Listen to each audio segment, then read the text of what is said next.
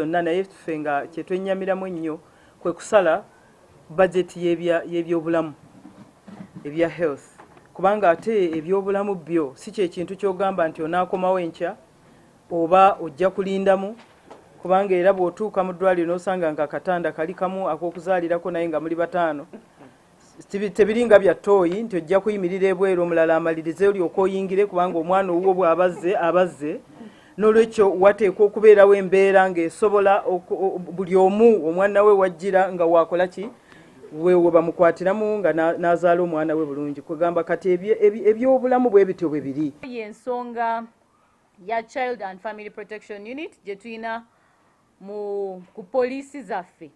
Ssente ze bafuna ntono ddala, twetaaga okuzongeramu kubanga abantu bagenda okuwaaba emisango. Omukyala ava eri ebuteeka nga bamukubye, talina yadde 10, talina na waddukira, talina na wanaasula. Poliisi yandibadde muwa obukuumi oba waasula essaawa ezo, naye n'okuloopa omusango ogwo genda okukwata azizza omusango. Nga poliisi esaba mafuta, esaba ssente ez'okuinvestigatinga, ez'okufotokopinga empapula. The FY 23-24 budget strategy highlighted some key gaps that needed to be addressed. These included an overall health system staffing gap of 35%. This is really big.